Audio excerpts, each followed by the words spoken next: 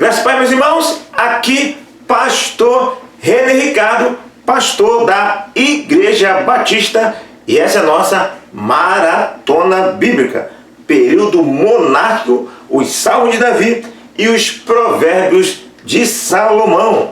Hoje, 21º dia, e daqui a pouco, se Deus quiser, estaremos terminando toda a nossa maratona bíblica. 36 dias para conhecer toda a Bíblia, o nosso modelo panorâmico. E logo depois, se assim Deus permitir, começaremos de novo a segunda fase. E essa segunda fase, nós queremos contar com a sua participação, com o seu conteúdo aqui, mandando para o nosso e-mail, ok? E-mail esse que já tem sido divulgado praticamente em todos os vídeos. Bom, depois de ser aí comandado por vários líderes, não é isso? Que eram escolhidos por Deus no período dos juízes, líderes ungidos por Deus, o povo de Israel, sabendo que os povos vizinhos ali de Canaã tinham um rei, eles também pediram um rei para os governar. Esse pedido foi visto como Samuel como uma rejeição. Foi um pedido que incomodou muito a Samuel. Então, ele não gostou dessa ideia, o profeta Samuel, o sacerdote e profeta Samuel, mas mesmo assim, ele foi orar ao Senhor para pedir direcionamento, para ver o que o Senhor achava daquilo, e ele foi surpreendido, porque Deus resolveu dar um rei para o povo de Israel. Observe, meus irmãos, que o período monárquico, e justamente ali com o período profético, né, os períodos ali, período profético, ele pega ali praticamente quase que todo o Velho Testamento, e no geral na Bíblia toda, ele abrange aí uma parte ali muito grande, uma proporção muito grande da palavra do Senhor. Então esse período monárquico que nós estamos estudando aqui, vai pegar ali, por exemplo, 1º e 2 Samuel, vai pegar 1º e 2 Reis, 1º e 2 Crônica, e vai pegar também quase todos os períodos proféticos, né? Pré-exílio, período pós-exílio. Só não vai pegar muito bem ali a questão do período exílio, porque aí eles perderam ali a liberdade total de culto, e aí não tem mais rei no caso, né? Não tem mais rei, e aí praticamente ali no exílio não vai ter, que no caso é Daniel, vai ter o Ezequiel no exílio. Mas fora isso aí, pré-exílio, pós-exílio, basicamente o período monárquico vai ter esse período bem abrangente de toda a palavra do Senhor. Entre todos esses reis aí que dá do período monárquico, são 49 reis. Depois nós vamos trabalhar isso melhor ali na divisão do reino. Na próxima etapa, vamos falar um pouquinho melhor sobre essa questão da quantidade de reis. Então são muitos reis. E nesse período monárquico agora, nós queremos dar o destaque para Saul, Davi e Salomão. O Saul, nós já conhecemos a história dele, teve praticamente 2 erros fatais. O primeiro, ele estava diante de uma guerra, ele tinha que esperar Samuel chegar para fazer ali o sacrifício, fazer ali a parte do sacerdote, e aí ele estava meio ansioso na guerra ali, Samuel nunca chegava, e ele decidiu, ele mesmo que não era sacerdote, fazer o cerimonial, o sacrifício. O texto vai dizer que ele acabou de fazer, Samuel chega.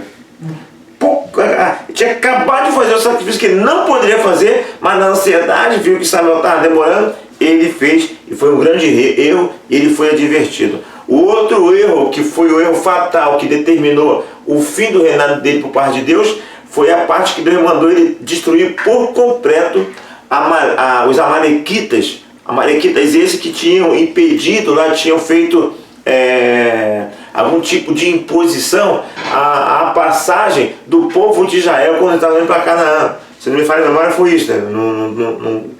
Eu não registrei esse fato, não fiz uma pesquisa, estou trazendo da minha memória fato antigo. E então, a verdade é que Saul tinha que destruir completamente os amalequitas e não destruiu. Separou algumas coisas até para dedicar ao Senhor. E aí então, aquilo foi muito grave. Ele falou, esse homem não vai ser mais o rei Israel. E Samuel, eu já escolhi uma outra pessoa para ficar no lugar dele, e o texto aí você vai poder conferir esse texto. Quem é a outra pessoa? Davi. E também nós já conhecemos a história de Davi. Davi foi aquele que teve muitas vitórias, foi um rei muito amado, né? Acredito que foi o rei mais amado de todos os reis de Israel. Ele estava lá na casa dele, estava na casa dele, estava tudo bonitinho, e aí já estava tudo favorável, tinha muita riqueza, tinha material para ele construir o templo. Ele sentiu o desejo de construir o templo para o Senhor. Afinal de contas, já chegou na terra prometida, já está estabelecido, não vai mais ficar caminhando, né? Não precisa de montar, desmontar, já chegou no destino. E agora ele achou, pô, se eu moro em uma casa bonita, bem montada, porque a casa do meu Deus vai ser só um tabernáculo? Eu vou construir um templo. E aí ele recebe a advertência falando: você não vai construir o templo, você é homem sanguinário. Existem alguns debates até sobre isso, né? Alguns vídeos aqui no YouTube, se você fazer uma pesquisa. Mas como assim? O Davi, segundo o coração de Deus, ele guerreou de acordo com a vontade de Deus. Como assim ele era sanguinário? Não sabemos exatamente por quê, qual é a razão, no caso, o sentido de Deus ter dito isso, né? Por que ele é um homem sanguinário? Porque a princípio o que ele fez foi debaixo do comando de Deus, e Deus teve uma aprovação nas guerras. Não sabemos exatamente a verdade que Deus falou que ele não ia ser, e justificou porque ele é um homem sanguinário. De repente esse sanguinário aí, rapaz, tem a ver com ele extrapolou em algum ponto. Ele fez a vontade do Senhor, mas extrapolou, né? Foi além do normal do que ele fez. O texto não esclarece, só dá a sentença: você é um sanguinário, você não vai fazer o templo. Quem vai fazer o templo vai ser o seu filho Salomão. E o outro grande erro de Davi foi esse aí, é o histórico, é a grande vergonha, é a coisa realmente deprimente, é aquilo que entristece, é uma mancha horrível, que é o pecado com Betseba. Ok? Então ele vai ali então ter dessas duas manchas e vai pagar um preço muito grande por esse pecado. Ok? E por último vem o Salomão, dentre esses vários reis, o Salomão que infelizmente, apesar de ter pedido sabedoria ao Senhor, usou muito essa sabedoria, mas no final de tudo, na sua trajetória do governo, ele vai se envolver com a idolatria, ok? E esse castigo da idolatria, no texto você pode pegar o texto aí e confirmar nesse texto, não vai ser dado a ele: olha só, você está errado, mas eu não vou trazer o castigo na tua geração, a você. O castigo vai vir na sua descendência, e isso vai desembocar em Roboão, lá na frente, na divisão do reino. Nós vamos entender um pouquinho melhor essa história. Bom, aí nós estamos aqui juntando o período monárquico. Só você olhar ali atrás, aqui, ó. Deixa eu ver se dá para ver, aqui atrás de mim, aqui, ó. Olha lá, período monárquico, ali, com, cadê? Aqui embaixo, deixa eu até afastar um pouquinho aqui, ó. Tá vendo aqui? Período monárquico e os salmos de Davi e os provérbios de Salomão. Juntei os dois. Até esqueci de colocar aqui na tela, na televisão, para ficar mais fácil você visualizar. Mas estão juntando aqui então, o período monárquico com os salmos de Davi e os provérbios de Salomão. Porque na verdade, com relação aos salmos de Davi e provérbios de Salomão, só estou querendo aqui enfatizar, né, que os salmos são hinos composto pelo povo de Israel, e grande parte desses salmos foi composto por Davi. Você que já é antigo de igreja sabe muito bem disso, mas nós estamos colocando aqui o beabá, até para uma forma panorâmica, uma pessoa de repente que é nova na fé, que não entende muito bem ainda essa parte, e é bom entender essa base aí, ok? E os provérbios de Salomão, Salomão escreveu o livro de Provérbios e o livro de Eclesiastes. Então essa é a base, informação básica, panorama, nesse primeiro momento, que queremos dar sobre os salmos de Davi e os provérbios de Salomão. E o destaque, eu quero dar o destaque para esses dois pontos, né? O destaque de Provérbio é o capítulo 3, versículo 1 e 2, que vai falar de obediência, falar para o filho obedecer à lei do Senhor. E o capítulo 3 ainda vai falar para você não se apoiar nos seus próprios entendimentos, para você entender a dependência que você tem da sabedoria que vem de Deus. O capítulo 15, versículo 1, vai falar que a palavra branda desvia o furor, e a palavra dura suscita a ira. Texto muito interessante. E eu encerro citando aqui o destaque do capítulo 16, versículo 1, que vai falar que do homem são as preparações do coração, mas do Senhor a resposta da boca. E com relação a Eclesiastes, tem aí o clássico capítulo 3, que praticamente todo mundo conhece, que é tudo tem o seu tempo. Vai falar que as coisas acontecem no tempo, você tem tempo de chorar, tempo de sorrir, tempo para tudo nesta vida. E também, muito conhecido, o capítulo 12, versículo 1, lembra-te do teu Criador nos dias da tua mocidade. E eu encerro a minha citação com o capítulo 13, 12, versículo 13, que fala o seguinte: de tudo que te tem ouvido, o mais importante é temer a Deus e guardar os seus mandamentos. Isso é um dever do homem. Interessante esse texto, né? É um dever. Você que está aí aqui na pesquisa, você é um cristão? Se você é um cristão, você tem que cumprir o seu dever de guardar os mandamentos. Se você não é cristão e está por aqui, você tem cumprido o dever, é seu dever. A propósito, falar em dever, se você ler Lucas capítulo 18, você vai ver ali a parábola, vai dizer, a parábola sobre o dever de orar. Está no texto. Dever de orar. Coloca a oração como um dever.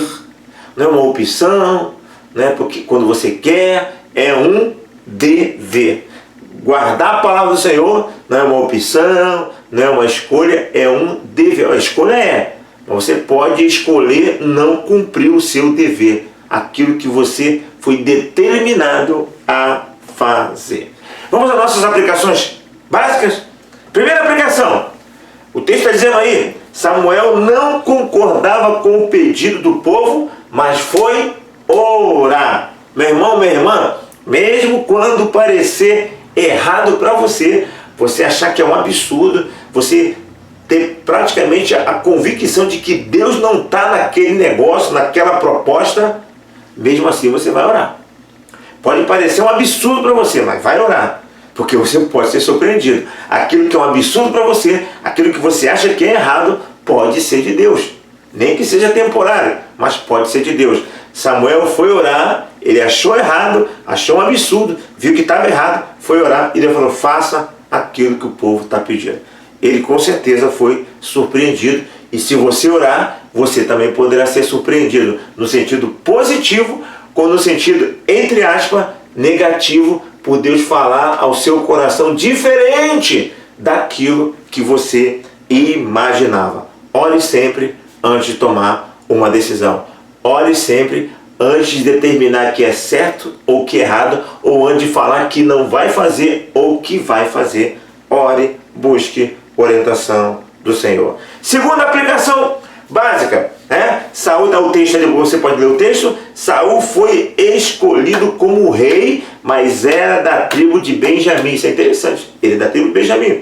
Se você pegar lá o texto de Gênesis capítulo 49, versículo 10, está uma profecia de Jacó lá. O cetro não se arredará de Judá. Profeticamente, a questão monárquica estaria ligado à tribo de Judá e não à tribo de Benjamim. O povo pediu um rei, não era tempo de Deus ainda, ali era só um prenúncio. Então, o povo quer um rei, dá um rei. O próprio Deus escolheu da tribo de Benjamim, Saul. Mas você vê que no contexto, aquilo na verdade não era o projeto original de Deus, não era tempo, ali era só um momento. Era só um momento ali temporário, porque depois as coisas iam começar a caminhar para onde?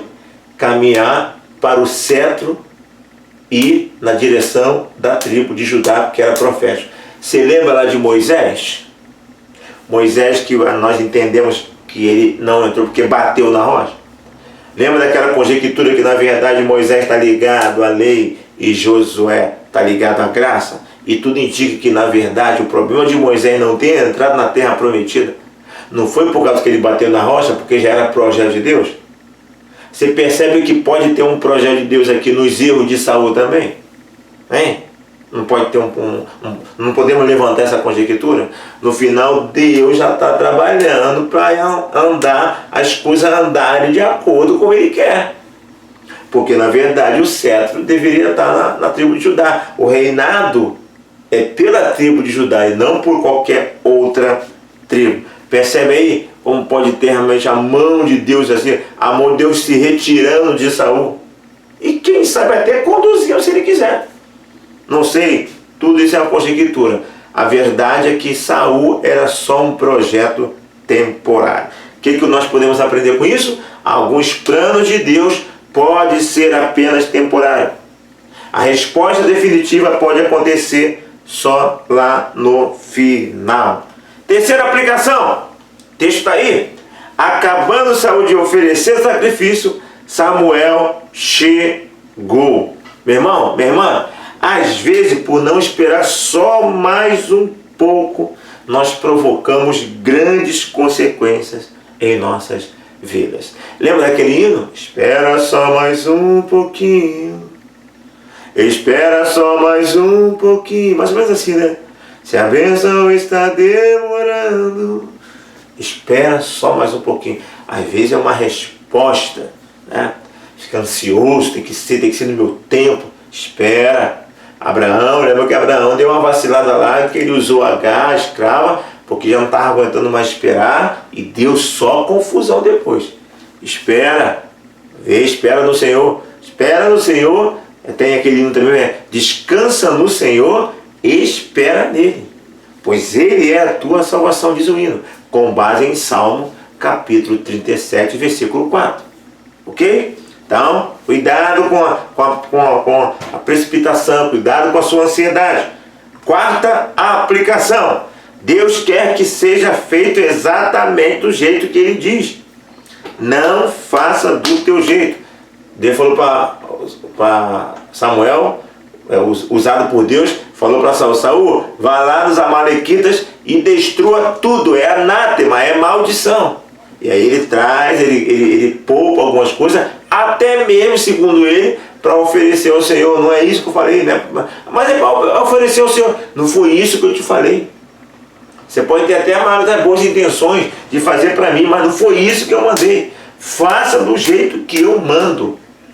E Samuel vai falar assim, ó, melhor obedecer do que sacrificar. Ou seja, assim, é melhor você obedecer do que ficar cultuando. Que tem pessoas que cultuam, mas não obedecem. É igual Caim. Ele está oferecendo culto a Deus, mas está em pecado. Ele é do maligno e quer ser aceito por Deus no culto, mas esquece que Deus olha a vida dele. Por isso Caim foi rejeitado, Caim e a sua oferta. E Deus aceitou a Abel e a sua oferta. Então, porque Deus vê a vida da pessoa e o culto da pessoa. Esse ensino é antigo. Deus não está olhando só o teu culto lá durante do culto no templo. Deus vê a tua semana, Deus não vê só o teu domingo. Deus não vê o seu momento de culto. Deus vê a sua vida inteira. E se tua vida não estiver de acordo com teus atos de culto, com o que você se apresenta no culto como um adorador, se tua vida não é de adoração diariamente, com testemunho, se esforçando para fazer a vontade de Deus, Deus não vai aceitar o seu culto. Se não há culto na vida, não há vida no culto. É uma frase muito antiga que nós já temos falado algumas vezes por aqui. Ok? Então, faça do jeito de Deus. Quinta aplicação. E depois vamos para a última aplicação, a sexta. No tempo da velhice. Isso é uma conjectura que eu estou falando agora. O Salomão, ele pediu sabedoria a Deus. E Deus deu sabedoria e ele fez algo extraordinário. Construiu o templo que Davi queria construir, mas quem foi construir foi ele.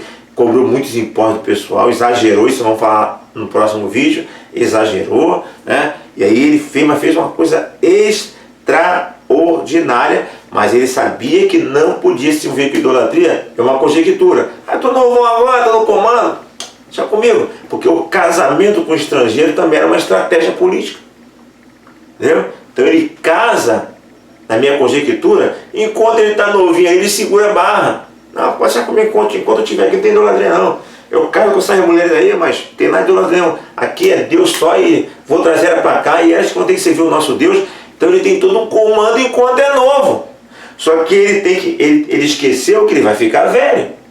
que as coisas acontecem, que amanhã depois ele não vai estar no reinado, ele vai morrer. Então ele está pensando só no reinado dele, e enquanto está novo, esquece que um dia ele não vai estar mais no reinado. Ele toma algumas ações pensando só no agora, mas não projetou o futuro. E daqui a pouco ele começa a ficar velho, o raciocínio já começa a falhar e entra a idolatria. É uma conjectura minha, ok? Então, meu irmão, em nossas decisões, aplicação, nós devemos pensarmos no hoje e no impacto que causará no futuro as nossas ações hoje. Então, nós precisamos pensar no agora, precisamos projetar o futuro. Eu tenho dito na igreja onde atualmente sou pastor, há muitas pessoas que vivem a igreja hoje sem projetar uma igreja para o futuro. Há muitas pessoas mais antigas da igreja que só pensam em igreja para ela, dentro do modelo dela. E esquece que o mundo está em constante revolução, mudança. E essa igreja ela precisa estar preparada para enfrentar um mundo que cada vez mais estará sedutor. A igreja não se preparou para o mundo da internet, o mundo da informação, e hoje paga um preço alto por isso. E isso tende a ficar cada vez mais sedutor, mais complicado, e a igreja ainda está tempo ainda de se reerguer, né? Saber se conectar com esse mundo, no sentido de entender esse mundo e levar a proposta do Evangelho com a realidade desse mundo sem perder princípio.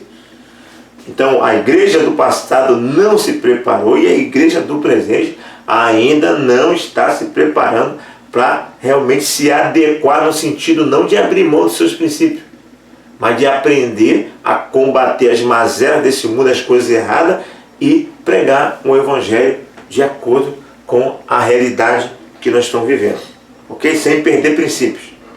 E sexto e última aplicação básica, está aí o texto, disse Natan: vai e faz o que está no seu coração, porque Deus está contigo. O Davi, que queria fazer o templo, com toda boa intenção, compartilha com Natan, perfeito, pode fazer que Deus está contigo. Ele acabar de conversar, Deus falou com você: nada disso, pode falar para ele lá que ele não vai fazer templo nenhum. Qual é a conclusão que eu chego? Profetas também erram. Tem muitos pastores aí que acham que não erram, não. Tem muitos pastores que acham que nunca são tão santos, estão em um grau tão elevado, que Deus só fala por meio dele, que tudo que vem no coração dele é de Deus. Qualquer coisa que vem no coração foi Deus que falou, e se Deus falou tem que ser o que ele quer. Isso é complicado, hein? É isso? Isso é complicado. Então, profetas também erram. Então, e Samuel, tem um errozinho ali, ó. Samuel foi outro também que quando Jessé chegou lá na casa de Samuel, Samuel chegou na casa de Jessé para escolher o novo rei, que era Davi. Quando ele viu o primeiro filho, acho que Eliabe, né, se não me engano, né? Quando viu o primeiro filho de Eliezer, é esse aí mesmo. Eu falei: oxe, não é assim não, filho. Aí Deus falou assim: Deus não vê como vê o homem. E aí foi vindo vários filhos, é esse. Tem mais ninguém não? Tem um aí, ó. Tem um aí. Pois chama ele, e ninguém sentar na mesa enquanto ele não chegar, ninguém comerá. Quando chega o molequinho, o desprezado, o impensável, aí ele fala: é esse aí o homem.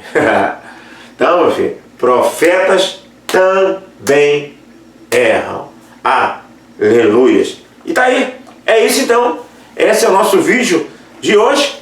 Esse é o nosso período monárquico, juntamente com os Salmos de Davi e os Provérbios de Salomão. Se inscreva em nosso canal, continue conosco. Já estamos caminhando aí para o final de toda a nossa maratona e para começarmos, Deus quiser, a nossa segunda fase. Aqui, pastor René Ricardo, pense nestas coisas e que Deus nos abençoe.